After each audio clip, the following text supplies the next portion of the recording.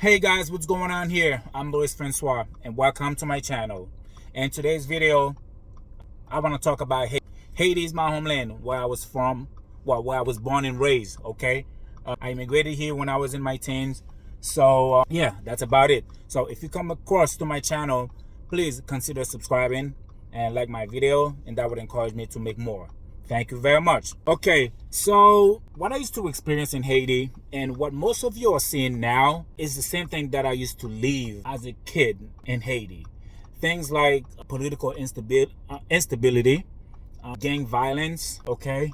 But compared to the years that I was growing up in Haiti, these years were the best compared now. Trust me. After I left Haiti, trust me. When I was living in Haiti back in the 90s, early 2000s, to me at that time, Haiti was a paradise compared to what people are saying now. Okay, I'm not putting my home country down, and this is the reality. And things have gotten worse. Corruptions, and corruption undermines a country. Corruption can demoralize the nation. Okay, there's no way out. If you can't do anything straight, you can't do anything right. So you have to bypass, you have to bribe someone. Okay, the damage is already done. So you can't do anything right without corruption. So anything you need to get done in a country, you gotta do something. You gotta bribe someone. Anything so simple that you need to get done in the country, you need to bribe someone, because corruption now, runs the country. So the damage is already done. All right. So let me tell you what I used to experience in the country as a child. I remember back in 1990, I was a small child. I used to overheard that my parent and my neighbors came over. They were talking about the government, corruption, and the people don't like the president, and they were demanding for the president to leave the country, which I never understood why. As a child, it's normal that anything that your parent is talking about doesn't regard you. All right, but I used to overhear that conversation. So as I grew up in my teens now, and I live it. After I left the country and I heard it, I remember back in 2004 when President Aristide, when the people didn't want President Aristide in the country, they want him to leave the country. So I wonder why. Why do you want a president to leave the country? The masses, okay? The masses don't know anything. It's the people that are in the middle and the elite are a handful of people. They are the handful, it's a handful of people that control the country's resources. And they are the ones that make the decisions, okay? They're the ones that make the decisions with foreign powers, okay, to determine how the money is spent and where the money is going to go. They are the ones, period. And then the masses blame the president when things don't go well. If a president gets elected today and they want things to change the next day, that does not work. Even if you think I'm exaggerating, if a president gets elected today, they want things to change within a year. It's not their fault. Okay, the masses don't know anything. They're not trained. They're not instructed. There's no policies that are put in place to instruct the people, and there's no such government either. There's no law and order in the country. So in order for all these laws to be implemented, there has to be a competent leader or a government that establishes law and order, and for things to go the right way. Things like that don't exist in Haiti. Everybody's corrupt, period. Everybody wants to stop corruption in Haiti, but nobody wants to do the right thing. That's so interesting to me. Like, everybody's talking, all Haitians talking about corruption. Yeah, corruption. But nobody wants to do the right thing ever. They don't want to do it. Why is that? It's because it's embedded in our mind. We cannot do anything without corruption. The damage is already done. The foreign powers, they are the ones that came in the country. So they want to set their own rules.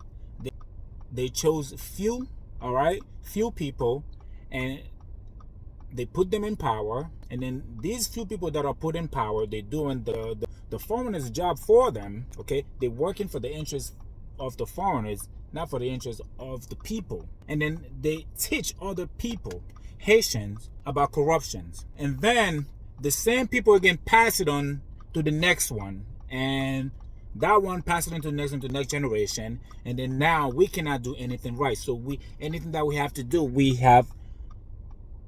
has to involve corruption. And then meanwhile, we want to change it. What kills me the most is that I never heard in my adult life the Haitian government allocates any money, or maybe has a plan, like a 10-year plan, a 5-year plan, even a 15-year plan.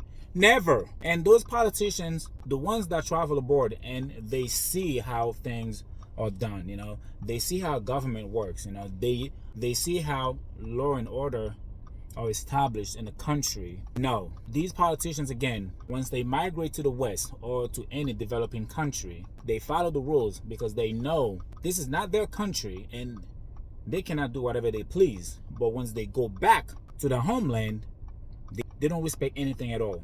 They don't respect their fellow countrymen. They don't respect anyone. Instead, they look down on their fellow countrymen. They look down on the poor just because they can travel to the West. They can travel abroad, even to the R. They look down on other people. They want to be treated like God just because they can travel. So if you travel somewhere, well, think about it during colonial times, well, during slavery, or let's put it that way. The Africans that were free, when they travel to other places, all right, they were trained by the Westerners, by the French or British, depends on which colony that you were enslaved. And then once they go back to the field, they taught their fellow Africans, hey, this is what I learned. And that's exactly how we gained our independence. If it wasn't for Toussaint Louverture and other founding fathers that traveled to France, to England, that actually fought for these colonizers, and they brought back their experience, their military skills to the plantation, Haiti would never gain its independence. And what I'm saying is the Haitians that travel abroad and they see how government works, functions, all right, so they say, you may not like things in the United States. You may not like things, how things are running in Canada. But the way the government works, the way things are running in the country, works for them. So at the end, in order for the country to change, we Haitians must unite with each other. We must learn that, we have a problem. Self-awareness. We have a problem and we are part of the problem. It's not that we are the problem.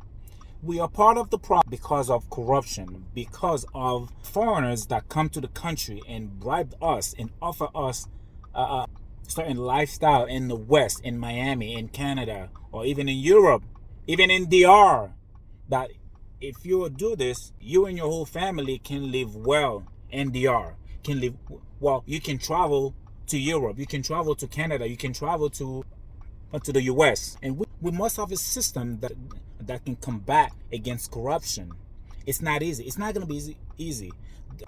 This fight is going to be a very long fight, and it takes us Haitians to come together to fight corruption. And it takes us, again, Haitians, to know that we have enemies, and we have enemies.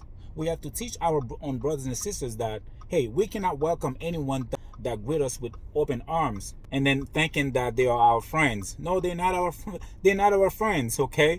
They are agents. They're working for the government. They're working for their government. And we must know that we're working for Haiti. We don't need to travel to the West, to DR, to seek better life. No, we don't need that. If we can fix our country, if we come together, if we unite with each other, the future generation don't need to go to DR, to Canada, to Europe to seek a better life. And then what's going to happen? They will face humiliations. That's exactly what they're going to face.